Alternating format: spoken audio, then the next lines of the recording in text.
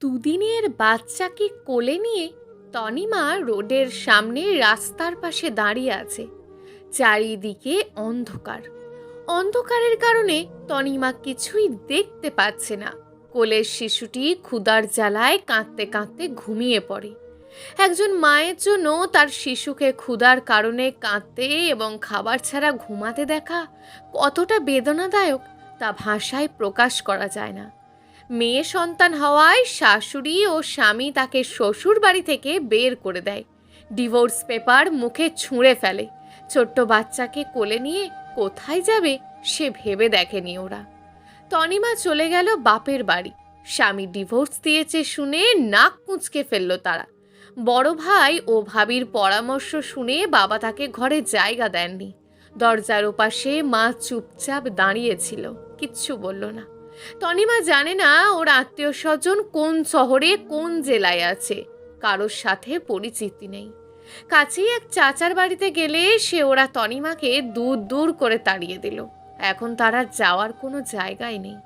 তনিমা হাঁটতে হাঁটতে একটা জায়গায় এসে থামলো। হাঁটার জন্য পা ব্যথা করছে, শরীরে আর শক্তি নেই, পানির পিপাসা লাগছে। রাস্তার দুই দোকান থেকে রুটি ও কলা চেয়েছিল তনিমা, তারা দেয়নি, উল্টে বাজে কথা বলে। রাত কটা বাজে বুঝতে না পেরে তনিমার সাথে সাথে মাথা তুলে আকাশের দিকে তাকালো।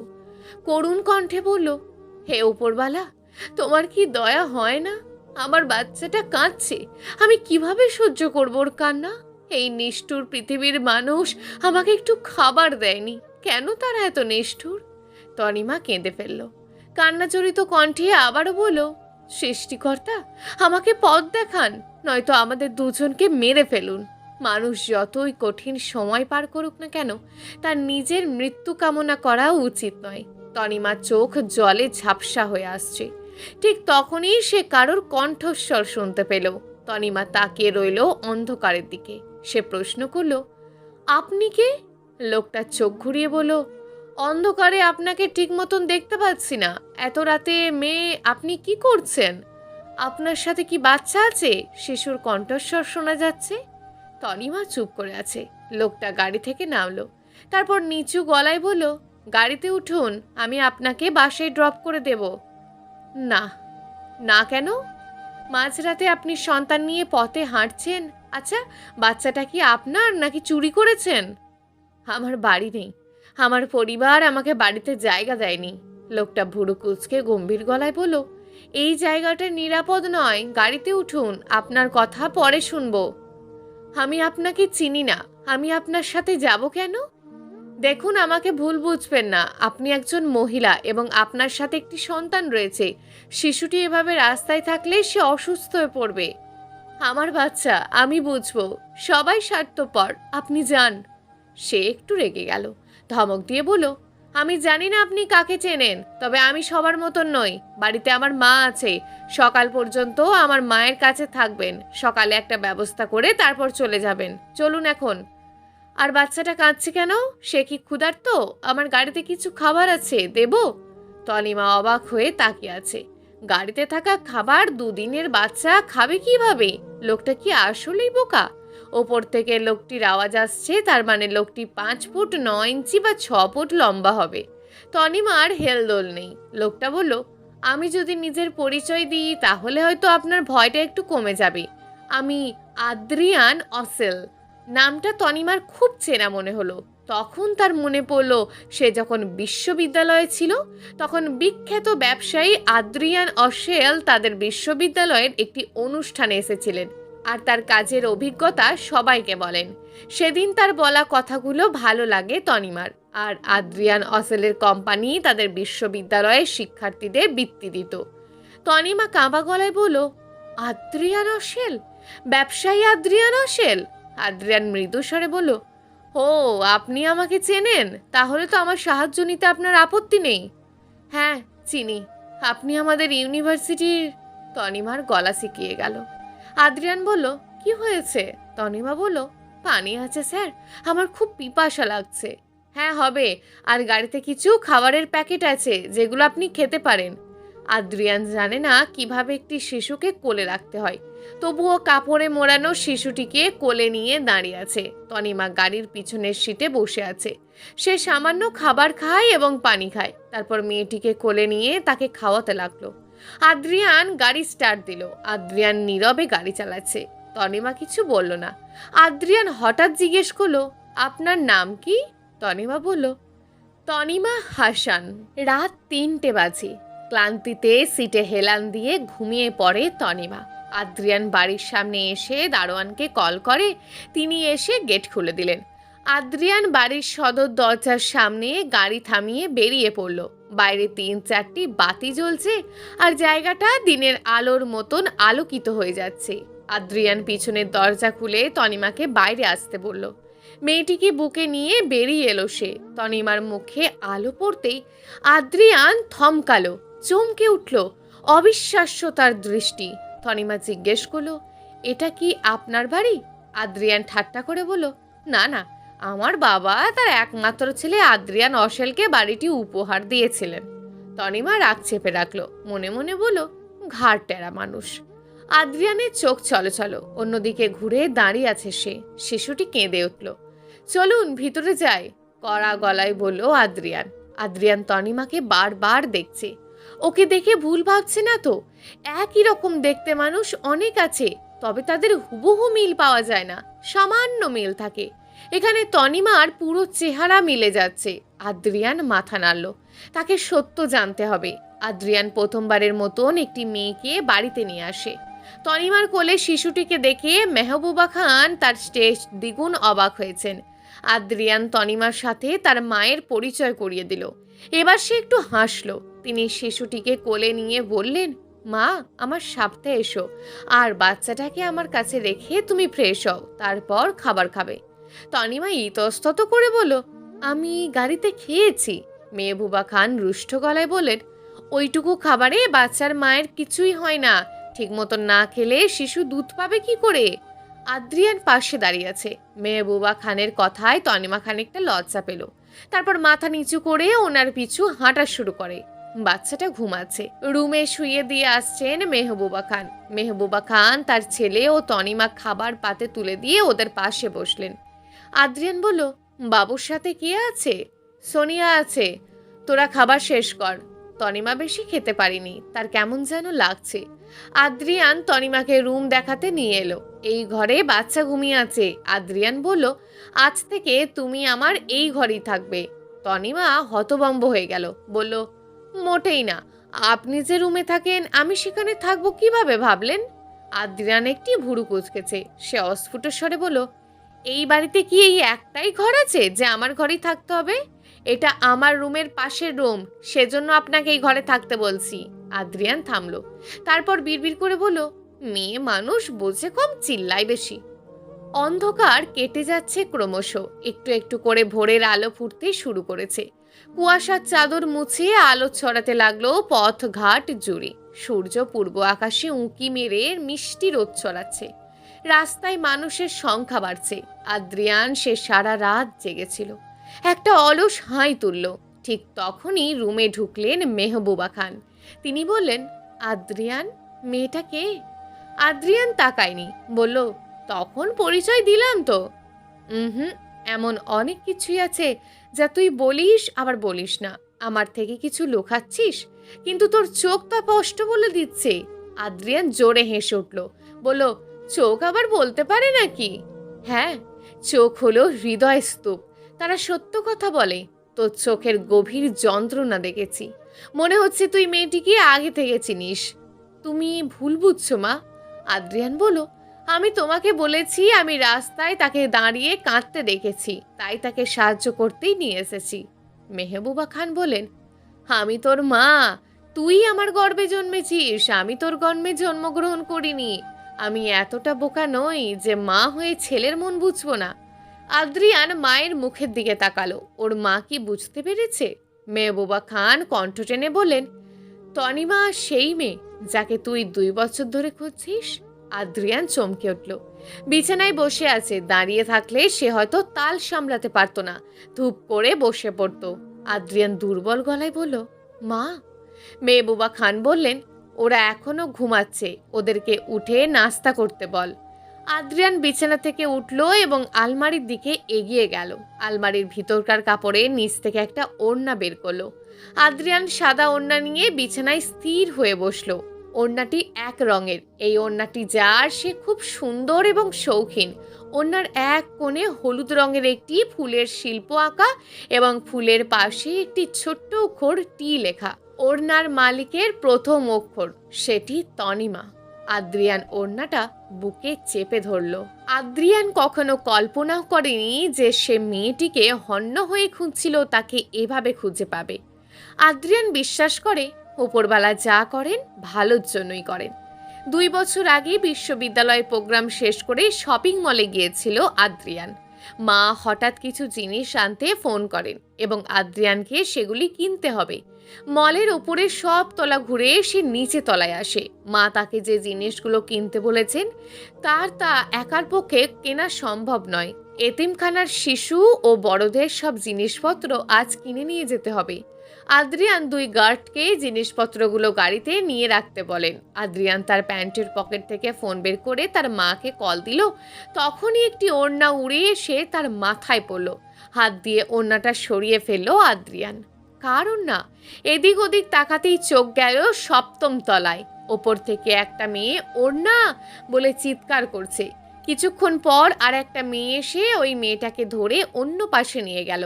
আদ্রিয়ান ওড়নাটা হাতে নিয়ে ছুটে গেল লিফটের দিকে। সে 7ম তলায় এসে মেয়েটিকে খুঁজলো, কিন্তু মেয়েটি সেখানে ছিল না। তারপর নিচের দিকে তাকিয়ে দেখলো মেয়েটি তার বন্ধুর সাথে বাইরে যাচ্ছে। আদ্রিয়ানও নেমে এলো। ও বাইরে এসে মেয়েটিকে খুঁজলো, কিন্তু তাকে দেখতে পেল না। ওই ওড়নার মেয়েটির জন্য এখনো বিয়ে করেনি আদ্রিয়ান। মেহবুবা খান তার ছেলের বিয়ের জন্য কম মেয়ে দেখেননি, কিন্তু তাদের কাউকেই পছন্দ হয়নি। মেহবুবা প্রায় সময় দেখতেন তার ছেলে কখনো ওড়না হাতে নিয়ে, কখনো ওড়নাটা গলায় জড়িয়ে রেখে একা একা বসে থাকতো। 6 মাস পর আদ্রিয়ান তার মাকে বলে যে সে ওড়নার মালিককে খুঁজে বিয়ে করবে, ততদিন যেন তার জন্য কোনো মেয়ে না খোঁজে। নাম জানা নেই, ছবি নেই, একবার দেখা মানুষ খুঁজে পাওয়া কি খুব সহজ? কিন্তু হাল ছাড়েনি আদ্রিয়ান। বন্ধুর বিবাহ বার্ষিকীতে গতকাল রাতে তার বাড়িতে গিয়েছিল। পার্টি সেরে বাড়ি থেকে বের হয় রাত 1টায়। সঙ্গে কোনো গাড়ি চালক বা গার্ড না থাকায় সে একাই ফিরছিল। হরেক রাস্তার সামনে এসে নারীর কণ্ঠ শুনতে পায়। সে কাঁদছে। মেয়েটি ভাবল সে ডাকাত দলের সদস্য। তারপর শিশুটির কান্না শুনে গাড়ি থামায়। আরও কিছুক্ষণ গাড়িতে বসে তনিমার কথা শুনল। শিশুটির কান্নার কারণেই মূলত মেয়েটিকে সাহায্য করতে চায় আদ্রিয়ান। একটা মেয়ের সঙ্গে ছোট বাচ্চা আছে, বিপদ হতে পারে জেনেও তাদের রাস্তায় রেখে কিভাবে চলে আসতো। আদ্রিয়ান এক মুহূর্ত থামল। 2 বছর পর চেনা মুখটাকে দেখে সে বিস্মিত হয়, যেন শরীরের রক্ত সঞ্চালন বন্ধ হয়ে যাচ্ছে এবং আদ্রিয়ান আর দাঁড়াতে না পেরে পড়ে যাবে। তার মনে হাজারো প্রশ্ন। তনিমার এই অবস্থা কেন? তার সাথে কি হয়েছে? দরজায় তালা দেওয়া, নতুন জায়গা। ভয়ে বোধহয় দরজা বন্ধ করেনি তনিমা। হালকা হাওয়ায় দরজাটা পুরোপুরি খুলে গেল। আদ্রিয়ান দরজার সামনে দাঁড়িয়ে তনিমার দিকে তাকালো। সে ঘুমায়। দক্ষিণা হাওয়া ঘরের মধ্যে গর্জন করে, তনিমার চুল এলোমেলো করে দেয়। কয়েকটা চুল তার চোখে পড়ে। বাচ্চা মেয়েটি কান্নায় উঠে পড়ে। তনিমা ঘুম থেকে উঠে বসলো। আদ্রিয়ানকে দেখে অবাক গলায় বলল, আপনি? হ্যাঁ, আপনাকে ডাকতে এসেছি। মা নাস্তা বানিয়েছে, গরম গরম খাবেন, আসুন। তনিমা তাড়াতাড়ি উঠে বসলো। একটু পর মেয়েকে কোলে নিয়ে বারান্দায় এলো। চারপাশের খোলা আকাশ দেখে মনটা ভরে গেল। অবিলম্বে তার হৃদয়ে অনুভূত তাকে সকালের মধ্যে চলে যেতে হবে। ভদ্রলোক একজন ভালো মানুষ বলে তাকে 1 রাত এই বাড়িতে থাকতে দিয়েছে এবং খেতে দিয়েছে। এখন তাকে নিজের ব্যবস্থা করতে হবে। এবং কি ব্যবস্থা করবে? বিয়ের পর স্বামী ফোনও ব্যবহার করতে দেয়নি। শ্বশুরবাড়ির কড়া শাসনে আবদ্ধ ছিল জীবন। 2 বছর কোনো বন্ধুর সঙ্গে যোগাযোগ নেই। তারাও বিয়ে করে সংসার নিয়ে ব্যস্ত। এমনকি সে এখন সন্তানকে নিয়ে কোনো কাজেও যোগ দিতে পারবে না। তনিমা একটা দীর্ঘ নিঃশ্বাস ফেলল। সোনিয়া রুমে আসে। সে বলে, আপামনি আসেন, খালার দাদা ডাকছে। তনিমা করুণ গলায় বলল, চলো যাই। তনিমা হতবম্ব। তনিমা মনে করতে পারছে না সে শেষ কবে সবার সাথে খাবার টেবিলে বসে খাবার খেয়েছে। ওর জন্য কেউ অপেক্ষায় থাকতো না। বিয়ের আগে মা খাবার নিয়ে বসে থাকতেন, তারপর আর কেউ না। সে একটা দীর্ঘ নিঃশ্বাস ফেলল। মাছ, মাংস, ডিম, ভর্তা সহ সব ধরনের খাবার থেকে তনিমা অবাক হয়ে যায়। অকপটে জিজ্ঞেস করলো, এত খাবার কার জন্য? অতিথি এসেছেন? মেহবুবা খান হাসলেন, বলেন, এসব তোমার জন্য। আমার জন্য? হ্যাঁ, এখন কথা না বলে খাওয়া শুরু করো। শিশুটিকে কোলে নিয়ে দাঁড়িয়ে আছে সোনিয়া। আদ্রিয়ান বলল, এত ঘুমাচ্ছে কেন? অসুস্থ ও? হাসপাতালে নিয়ে যেতে হবে? মেহবুবা খান বলেন, শিশুরা 6 মাস বয়স পর্যন্ত ঘুমায়। তাছাড়া ও গতরাতে বাইরে ছিল, তাই ওকে একবার হাসপাতালে নিয়ে ডাক্তার দেখাবো। তুই চিন্তা করিস না। তনিমা ইতস্তত করে বলল, আমাকে আজই চলে যেতে হবে? আদ্রিয়ান তার খাবার চিবিয়ে খেতে খেতে তনিমার দিকে তাকালো। মেহবুবা খান বললেন, কোথায় যাবা? আশেপাশে কোনো তোমার আত্মীয় স্বজন আছে? যোগাযোগ করেছো? তনিমা বলল, না। মেহবুবা খান ছেলের আদ্রিয়ানের দিকে তাকালো। সে গম্ভীর চিত্তে বসে আছে। মেহবুবা খান বললেন, তাহলে কোথায় যাবা? আমি কাউকে চিনি না। যারা পরিচিত ছিল তারা বাড়িতে আশ্রয় দেয়নি। মেহবুবা খান শক্ত চোয়াল নিয়ে বললেন, তোমাকে কোথাও যেতে হবে না। এই বাড়িতে আমি আর আদ্রিয়ান ছাড়া আর কেউ নেই। আমার স্বামী সেনাবাহিনীতে ছিলেন, 5 বছর আগে তিনি শহীদ হয়েছেন। ছেলেটা সারাদিন কাজের জন্য বাইরে থাকে, আর সোনিয়া তার কাজ শেষ করে বাসায় চলে যায়। আমি একজন বৃদ্ধ মানুষ। তোমার আর আমার একসাথে ভালো সময় কাটবে।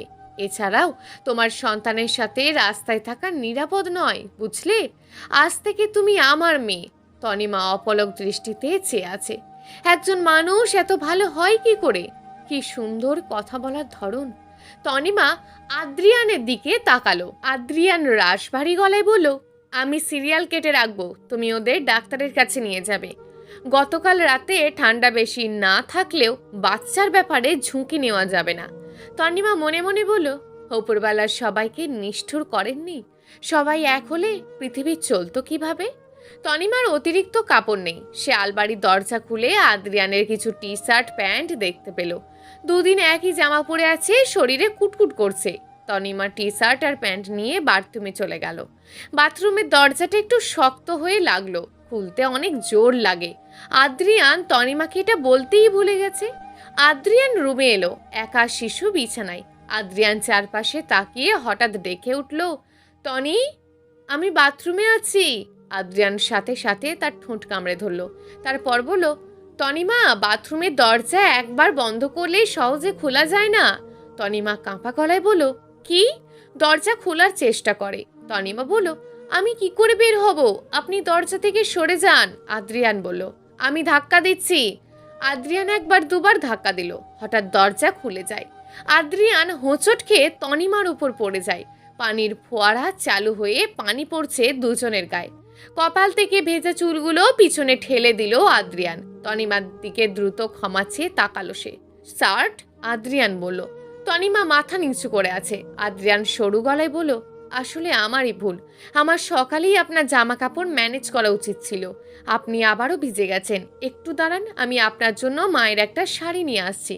লোকটি প্রতিবার তনিমাকে চমকে দেয়। মেহবুবা খান একটা শাড়ি নিয়ে এসেছেন। শাড়ি পরে মেহবুবা খানের পাশে বসে তনিমা। আদ্রিয়ান অনলাইনে মোটামুটি অনেকগুলোই পোশাক অর্ডার করেছে এবং এটি শীঘ্রই পৌঁছাবে। শিশুটির কান্না শুনে সে রুমের দিকে এগোতে থাকে। মেহবুবা খান বললেন, মা, তোমার সম্পর্কে একটু জানতে চাই। এত ছোট বাচ্চা নিয়ে তুমি কেন পথে ছিলে? তনিমা নিশ্চুপ। তনিমা সময় নিয়ে বলল, আমার বাবা এক কথার মানুষ। একবার সে রাস্তায় দুর্ঘটনায় পড়লেই একজন ভদ্রলোক তার জীবন বাঁচিয়ে তাকে হাসপাতালে নিয়ে যান।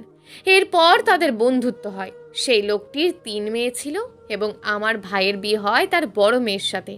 তারপর ভাবি বাসায় এসে সবার মগজ ধোলাই করে নিজের দিকে নিয়ে যায়। তখন তার বাবা তার ছোট ভাই ছেলের সাথে আমার বিয়ের কথা বলেন। আমি তখন ইউনিভার্সিটির প্রথম বর্ষে পড়ি। ভাবি বাবাকে সব বলে রাজি করালো।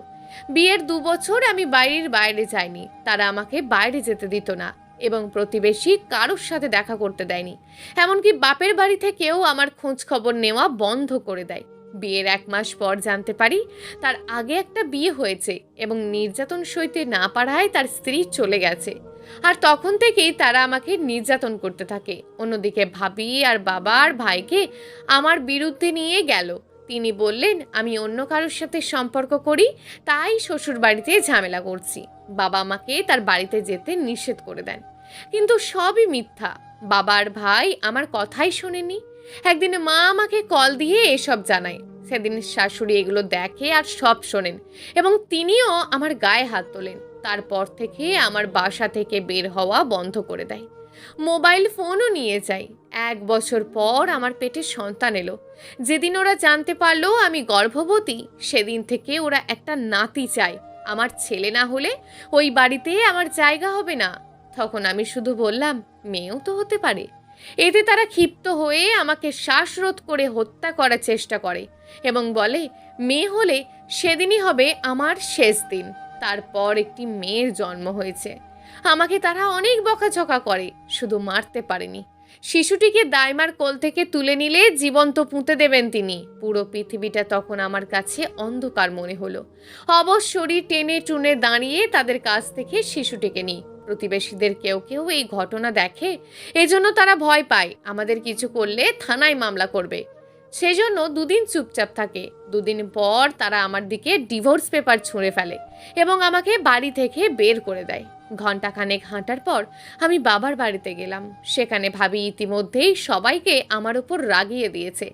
তিনি বাবাকে বলেছিলেন যে সন্তান অন্য কারোর। এটা জানার পর স্বামী আমাকে ডিভোর্স দিয়েছেন। শিশুটি কোলে তাকায়, তোলা হাতটি বাবা নামিয়ে নেয় আর আমাকে উঠোন থেকেই বিদায় করেন। দাদু দাদা নেই, আব্বুর আরেক ভাই আছে। আমি চাচার কাছে গিয়েছিলাম একটু থাকার জন্য। চাচা দুর্ব্যবহার করে তাড়িয়ে দিলেন। সারাটা দিন কাটে রাস্তায়। তখন এই পৃথিবীর মানুষকে চিনতে পারলাম, তারা কি নিষ্ঠুর। আমার কাছে একটা পয়সাও ছিল না। আমার কাছে টাকা ছিল না বলে তারা আমাকে মানুষ বলে মনে করেনি। তারপর একজন হোটেলওয়ালার কাছে খাবার চাওয়ায় সে আমাকে বলে তাকে একটা সুযোগ দেওয়ার জন্য। ওই কুপ্রস্তাবে রাজি হলে তিনি আমাকে খাবার দেবেন এবং আমাকে 1 রাত থাকতে দেবেন। আমি লজ্জা ও ঘৃণা নিয়ে সেখান থেকে চলে এসেছি। একজন খালার বয়সী মহিলার কাছে সাহায্য চাইলে তিনি ব্যঙ্গ করে বললেন আমার সন্তান আমার পাপের ফল, সেজন্য রাস্তায় রাস্তায় ঘুরতে হচ্ছে। চেহারা সুন্দর কিন্তু চরিত্র ভালো না।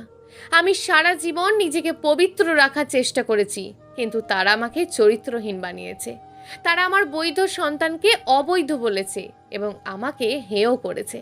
তনিমা হাউমাউ করে কাঁদতে লাগলো। মেহবুবার চোখ থেকে অশ্রু গড়িয়ে পড়ছে। আদ্রিয়ান দরজার আড়াল থেকে সব কিছু শোনে। তার চোখ রক্তিম রক্তাক্ত বর্ণের। রাগের চোটে শরীর কাঁপছে। আদ্রিয়ান রাগ ও ক্ষোভের জন্য স্থির দাঁড়িয়ে থাকতে পারছে না। তনিমা চোখের জল মুছে মেহবুবার দিকে তাকিয়ে বলল বাবা, আমাকে আরও বলে তোর মতন মাইয়ার মুখ দেখাও পাপ। এই পাপ নিয়া পুকুরে ডুইবা মর। রাস্তায় জ্যাম। আদ্রিয়ানকে এর বিড়ম্বনায় পড়তে হলো। এই মুহূর্তে ফোনটা বেজে উঠল। আদ্রিয়ান কল রিসিভ করে ফোনটা কানে রাখলো। ওপাশ থেকে রুক্ষ কণ্ঠে বললেন স্যার, আমরা তাদের তুলে নিয়ে আসছি, এখন কি করব? আদ্রিয়ান তার মেরুদণ্ড শক্ত করে। চৌবাচ্চায় কি পানি আছে? লোকটা ফোনটা কানের কাছে নিয়ে চৌবাচ্চার দিকে এগিয়ে গেল। এক নজর দেখে বললেন চৌবাচ্চা ভরা আছে। আমি সেখানে না আসা পর্যন্ত তাদের মুখ চৌবাচ্চার জলে চুবাবে। দেখো আবার দম বন্ধ করে দিও না। আমি এসে বলবো তাদেরকে নিয়ে কি করতে হবে। আদ্রিয়ান কল কেটে দিল। গম্ভীর গলায় বলল কতক্ষণ লাগবে? অনেক জ্যাম স্যার, একটু সময় লাগবে। 4 দেওয়াল বিশিষ্ট একটি বড় ঘর। 4 জনের ভয়ঙ্কর চিৎকারে কেঁপে ওঠে অন্ধকার ঘরটা। ঘরের ভিতরে একটা কাঠের চেয়ার ছাড়া আর কিছুই ছিল না। আদ্রিয়ান পা তুলে চেয়ারে বসলো। একজন লোক এগিয়ে এলো। বিড়বিড় করে বললেন মহিলাটার অবস্থা একটু খারাপ হয়েছে স্যার, সে মুখ দিয়ে শ্বাস নিতে পারছে না। হাসপাতালে কি নিয়ে যাব যদি রাতে মারা যায়? আদ্রিয়ান মৃদু ধমকের গলায় বলল হাসপাতালে নেয়ার জন্য তুলে এনেছো? লোকটা মাথা নিচু করে বলল দুঃখিত স্যার, আমি তাদের মরতে দেব না। আমি তাদের ভয়ানক শাস্তির চেয়েও ভয়ানক শাস্তি দেব। তারা বাঁচবে এবং প্রতি মুহূর্তে নিজেদের মৃত্যু কামনা করবে। তাদের শাস্তির পরিকল্পনা শুনে দুজনের শরীর কেঁপে ওঠে।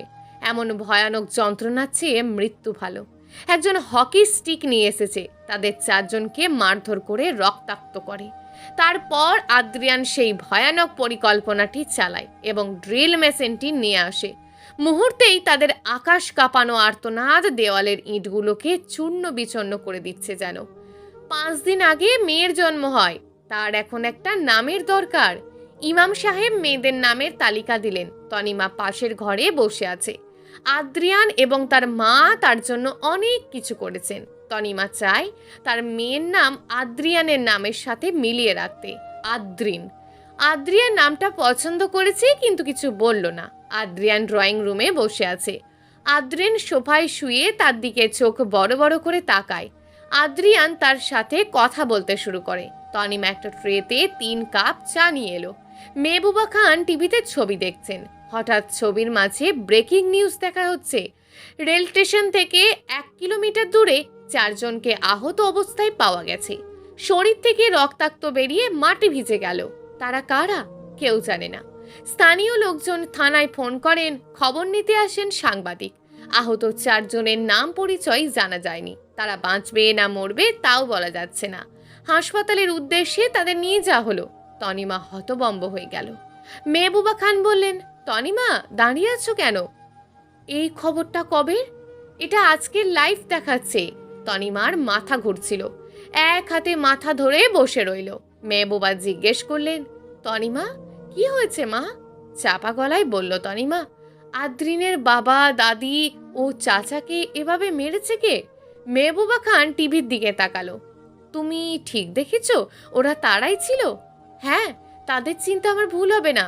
তুমি কি হাসপাতালে যেতে চাও? তনিমা নিবিড়ভাবে মাথা নাড়ল, যার অর্থ না। আদ্রিয়ান উচ্চস্বরে বলল, কবে যাবে মা? তনিমা চমকে তাকালো। জিজ্ঞেস করলো, কোথায় যাবেন? মেহবুবা নরম গলায় বললেন, ভেবেছিলাম একাই যাব। তোমার যা অবস্থা দেখে মনে হচ্ছে একা যাওয়া ঠিক হবে না। তোমাকে আমার সাথেই নিয়ে যেতে হবে। কোথায়? তুমি গেলেই দেখতে পাবে। আর শোনো, এসব নিয়ে চিন্তা করবে না। ভালো মানুষের সাথে ভালো আর খারাপ মানুষের সাথে খারাপ হয়। যারা অন্যের ক্ষতি করে তারা এই দুনিয়াতে শাস্তি পায় এবং সেই দুনিয়াতেও পাবে। 3:40 বিশাল গেটের সামনে গাড়ি থামলো। তনিমা গাড়ি থেকে নেমে পলক ফেললো। বড় বড় অক্ষরে লেখা এতিমখানা। তনিমা তাকালো মেহবুবা খানের দিকে। তিনি বললেন, এই এতিমখানা আমার শ্বশুর সাহেবের ছিল। তিনি চলে যাওয়ার পর আমার স্বামী এটা দেখাশোনা করেন। এখন আদ্রিয়ান এটা দেখাশোনা করে।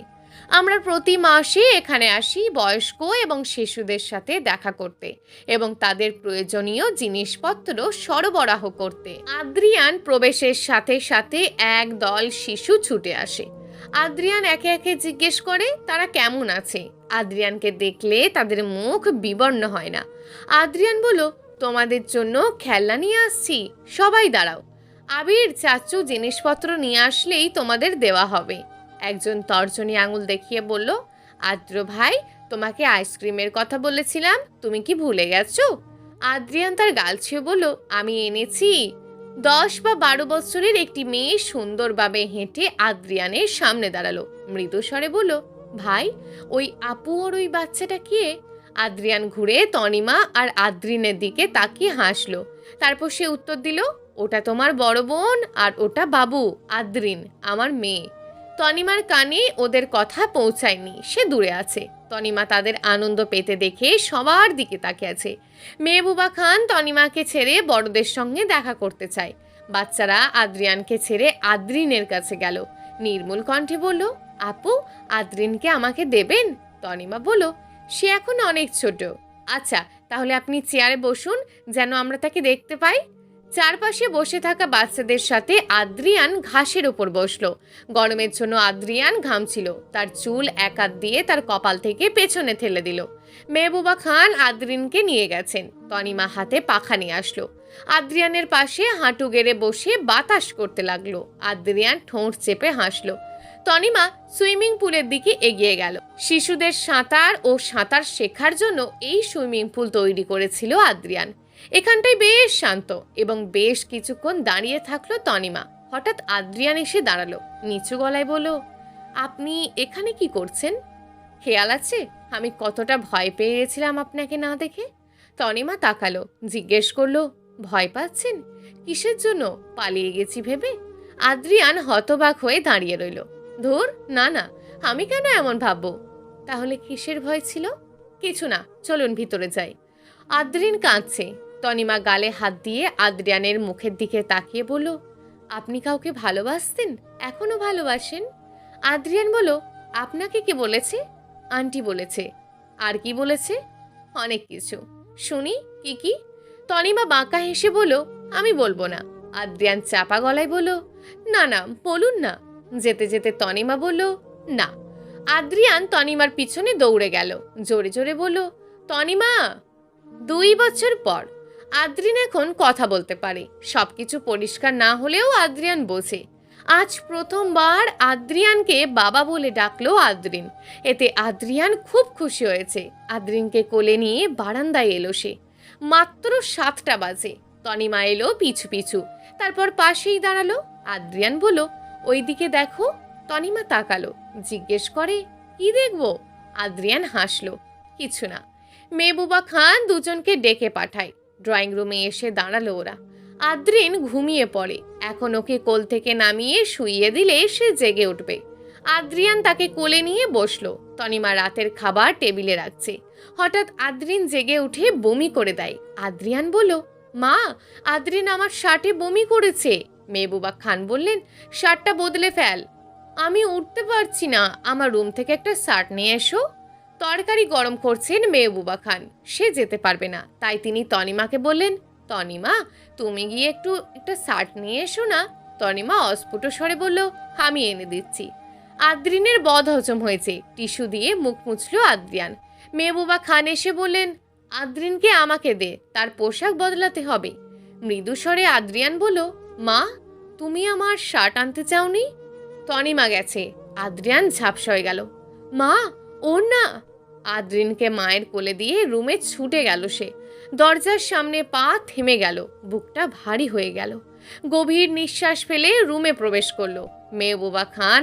তিনি এই 2 বছরে তনিমাকে তার ছেলের স্বপ্নের মেয়ের কথা সব কিছু বলেছেন। তিনি এও বলেছেন, মেয়েটি একটা ওড়না আদ্রিয়ানের কাছে আছে। শার্টের সাথে ওড়নাটা দেখে চমকে উঠল তনিমা। ভাবল, এই সেই মেয়েটির ওড়না। হতাশ হয়ে বলল, একজন পেয়েও অবহেলা করে, আর একজন একবার দেখেই কত বছর অপেক্ষা করছে। ভালোবাসা সত্যিই অদ্ভুত। ভালোবাসা এক একজনের কাছে এক এক রকম। তনিমার মুখ পাল্টে গেল, বুড়ো কুচকে গেল।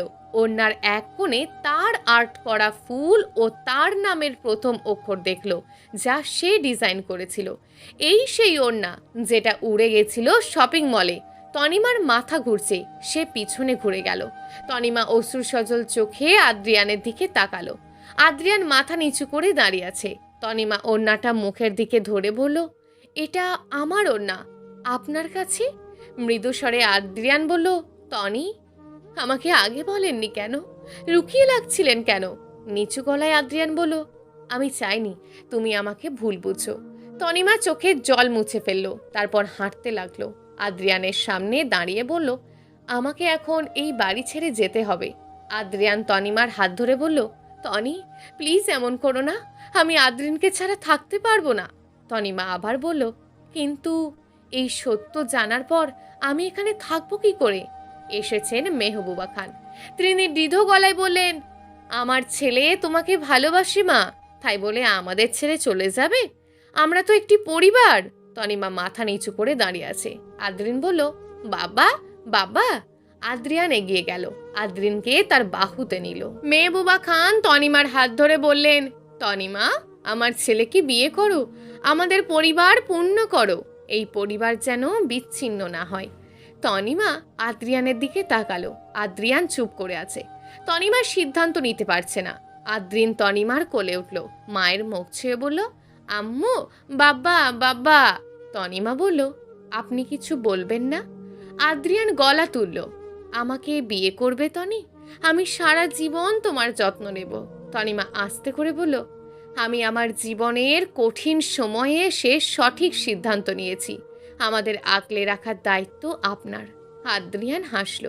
সে তনিমার হাতটা আলতো করে ধরে বলল, আমি রাখবো, সযত্নে, আলাপনে, বুকের মধ্যখানে। প্রিয় দর্শক, যদি আজকের গল্পটি আপনাদের ভালো লেগে থাকে তাহলে ভিডিওটিতে অবশ্যই একটি লাইক করে আপনার মূল্যবান একটি কমেন্ট করুন। আর হ্যাঁ, চ্যানেলটিকে যদি সাবস্ক্রাইব করে না রাখেন তাহলে চ্যানেলটিকে অবশ্যই সাবস্ক্রাইব করে আমাদের পাশে থাকুন। দেখা হবে আগামীকালের নতুন এবং আকর্ষণীয় গল্প নিয়ে। ধন্যবাদ।